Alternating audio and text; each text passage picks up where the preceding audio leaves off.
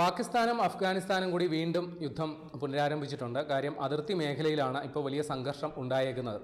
ഇന്നലെ രാത്രി 10:30 പ്രാദേശിക സമയം 10:30 സംഘർഷങ്ങളുടെ തുടക്കം. ആദ്യം വെടിവെച്ചത് അഫ്ഗാനിസ്ഥാനുകാരാണെന്ന് പാകിസ്ഥാനും ആദ്യം വെടിവെച്ചത് പാകിസ്ഥാൻകാരാണെന്ന് അഫ്ഗാനിസ്ഥാനുകാരും ആരോപിക്കുന്നുണ്ട്. 4 പേരുടെ മരണമാണ് ഇതുവരെ സ്ഥിരീകരിച്ചിട്ടുള്ളത്. നിരവധി പേർക്ക് രണ്ട് പക്ഷത്തു നിന്നും നിരവധി പേർക്ക് പരിക്കേറ്റതായിട്ടും വിവരമുണ്ട്. ഏതായാലും അറിയാൻ കഴിയുന്നത് ഈ അതിർത്തി മേഖലയിൽ നിന്ന് കൂട്ടപ്പലായനം തുടങ്ങി എന്നുള്ള വിവരമാണ്. പ്രത്യേകിച്ചും അഫ്ഗാൻ മേഖലയിൽ നിന്ന് ഏതാണ്ട് 2600 കിലോമീറ്റർ ദൈർഘ്യമുള്ളതാണ് പാകിസ്ഥാൻ അഫ്ഗാനിസ്ഥാൻ അതിർത്തി മേഖല. അവിടെ നിന്നാണ് കൂട്ടപ്പലായനങ്ങൾ നടക്കുന്നത്. കാരണം ആക്രമണം ഉണ്ടായാൽ, കാര്യം ജനവാസ മേഖലകളിലേക്ക് പാകിസ്ഥാൻ മോർട്ടാർ ആക്രമണം, അതേ ഷെല്ലുകളൊക്കെ ഉണ്ടല്ലോ, അതേപോലെയുള്ള വലിയ ആയുധങ്ങൾ വെച്ച് ആക്രമിക്കുന്നു. അപ്പോൾ ജീവനും സ്വത്തിനും ഭീഷണി ഉണ്ടെന്ന് കണ്ടുകൊണ്ടാണ് അവിടുത്തെ ജനങ്ങൾ സുരക്ഷിത സ്ഥാനങ്ങൾ തേടി പലായനം ചെയ്യുന്നത്. അപ്പോൾ ഇവിടെ രണ്ട് കൂട്ടരും 2021 താലിബാൻ അഫ്ഗാനിസ്ഥാനിൽ അധികാരത്തിൽ എത്തിയതിന് തൊട്ടു പിന്നാലെയാണ് ഈ തുറന്നുള്ള ഏറ്റുമുട്ടലൊക്കെ ഇത്ര രൂക്ഷമാകാൻ തുടങ്ങിയത്. അതിനു മുമ്പ് രണ്ടുപേരും തമ്മിൽ തെറ്റാനുള്ള കാരണം ഈ താലിബാൻ അവിടെ അഫ്ഗാനിസ്ഥാനിൽ പിടിമുറുക്കിയിരുന്ന സമയത്താണല്ലോ അമേരിക്ക അവിടെ അധിനിവേശത്തിന് വന്നത്. അപ്പോൾ പാകിസ്ഥാൻ അമേരിക്കൻ സേനയ്ക്ക് പിന്തുണ കൊടുത്തു. അങ്ങനെയാണ് നേരത്തെ ബന്ധുക്കളെ പോലെ വർത്തിച്ചിരുന്ന താലിബാനും പാകിസ്ഥാനും ശത്രുക്കളായത്. കാരണം അമേരിക്കയ്ക്ക് പിന്തുണ കൊടുക്കുന്നവർ പാകിസ്ഥാനികൾ. അപ്പോൾ ഇപ്പോൾ അമേരിക്കക്കാർ വന്നത് ഈ പറയുന്ന താലിബാൻകാരെ തുരത്താൻ. അങ്ങനെയാണ് ഈ താലിബാൻകാരും പാകിസ്ഥാനുമായിട്ടുള്ള ശത്രുതയുടെ തുടക്കം. പിന്നീട് അവർ അധികാരത്തിൽ വന്നപ്പോഴേക്ക് അമേരിക്കൻ ഭരണകൂടം പൂർണ്ണമായിട്ട് അവിടെ നിന്ന് പിൻവാങ്ങി, അല്ലെങ്കിൽ അമേരിക്കൻ സേന പൂർണ്ണമായിട്ട് പിൻവാങ്ങിയതോടുകൂടി പിന്നെ താലിബാന് അവരുടെ ഇഷ്ടാനുസരണം എന്തും ചെയ്യാമെന്ന അവസ്ഥയിലായി. അപ്പോൾ തീർച്ചയായിട്ടും പാകിസ്ഥാനും അഫ്ഗാനിസ്ഥാനുമായിട്ടുള്ള അല്ലെങ്കിൽ താലിബാനുമായിട്ടുള്ള വൈരം കുറച്ചുകൂടി മറനീക്കി പുറത്തു വന്നു എന്നുള്ളത് അറിയാം. അപ്പോൾ ഇവിടെ ഇത്ര രൂക്ഷമാകാനുള്ള കാരണം ഈ തെഹ്രീക്കെ താലിബാൻ നേതാക്കളെ ലക്ഷ്യമിട്ട് പാകിസ്ഥാൻ സേന വ്യോമാക്രമണം നടത്തി. അതും ഈ അഫ്ഗാനിസ്ഥാൻ്റെ തലസ്ഥാനമായ കാബൂളിൽ പോലും പോയിട്ട് വ്യോമാക്രമണം നടത്തി. അപ്പോൾ അവിടെ വലിയ രീതിയിലുള്ള ആൾനാശം ഉണ്ടാക്കി. അപ്പോൾ ഇത് തങ്ങളുടെ പരമാധികാരത്തെ ചോദ്യം ചെയ്തുകൊണ്ടുള്ള നടപടിയാണെന്നും പറഞ്ഞുകൊണ്ടാണ് അഫ്ഗാനിസ്ഥാൻ നിലപാടെടുത്തത്. അങ്ങനെ അതിർത്തിയിൽ വലിയ ഏറ്റുമുട്ടൽ. ആദ്യത്തെ യുദ്ധത്തിൽ മേൽക്കൈ അഫ്ഗാന് തന്നെയായിരുന്നു. കാരണം ഏതാണ്ട് 6ഓളം പാകിസ്ഥാൻ്റെ അതിർത്തിയിലെ പോസ്റ്റുകൾ അഫ്ഗാൻ സേന പിടിച്ചെടുക്കൽ മാത്രമല്ല, അവിടുത്തെ ആയുധങ്ങൾ പിടിച്ചെടുത്തു.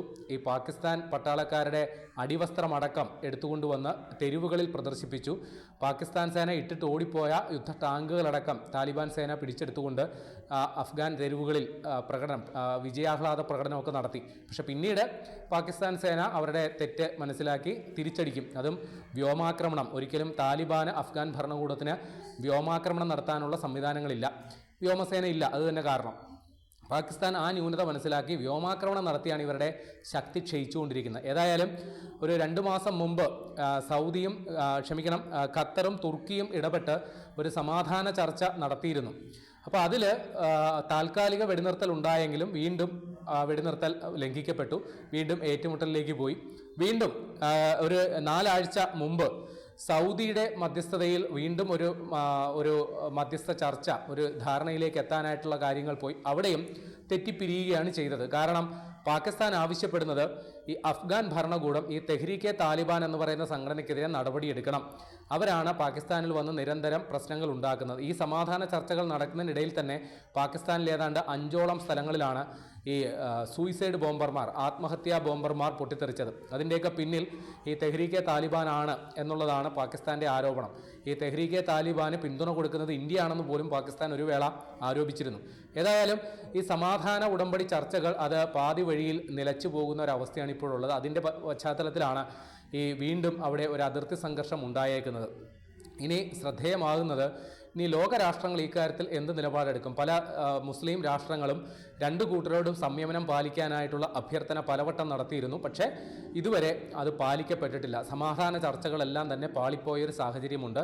അപ്പോൾ ഇവിടെ സാധാരണക്കാരെ അഫ്ഗാനും പാകിസ്ഥാനുമായിട്ട് കമ്പയർ ചെയ്ത് നോക്കുമ്പോൾ ആയുധശേഷിയിൽ രണ്ടുപേരും തമ്മിൽ ആനയാട് അന്തരമുണ്ട് എന്നുള്ളത് സത്യം തന്നെയാണ്.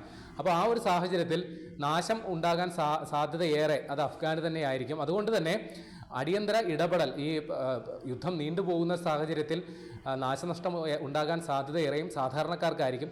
അതുകൊണ്ട് തന്നെ അടിയന്തര ഇടപെടൽ ഇക്കാര്യത്തിൽ ഉണ്ടാകണമെന്ന തരത്തിൽ അന്താരാഷ്ട്ര സമൂഹം ഇപ്പോൾ തന്നെ പ്രതികരിച്ചു തുടങ്ങിയിട്ടുണ്ട്. ഒരു യുദ്ധം ഒന്നിനും ഒരു പരിഹാരമല്ല. ഏതായാലും ഈ അതിർത്തി നിർണയം അത് വലിയ ഒരു ചർച്ച വഴി തുറന്നിട്ടുണ്ട്. പക്ഷേ ഒരു കാരണവശാലും അതിനൊരു കോംപ്രമൈസിന് തയ്യാറല്ല എന്നുള്ളതാണ് പാകിസ്ഥാൻ്റെ നിലപാട്. അതുകൊണ്ട് തന്നെ ഈ അതിർത്തിയുമായി ബന്ധപ്പെട്ട് ഞാൻ നേരത്തെ പറഞ്ഞതുപോലെ പഷ്തൂൺ ഗോത്രക്കാരെ അവർ ഉൾപ്പെടുന്ന ഖൈബർ പക്തൂൺവ മേഖല, അവിടെയൊക്കെയാണ് പാകിസ്ഥാൻ സേന ഈ തെഹ്രീക്കെ താലിബാൻ നേതാക്കളെ തേടി സൈനിക ആക്രമണമൊക്കെ നടത്തിയത്. അവിടെ തന്നെ ഏതാണ്ട് ഈ തെഹ്രീക്കെ താലിബാൻകാർ കഴിഞ്ഞ വർഷം മാത്രം 600ഓളം ആക്രമണങ്ങൾ പാകിസ്ഥാൻ സൈനികർക്കെതിരെ നടത്തിയിട്ടുണ്ട് എന്നുള്ളതാണ് കണക്ക്.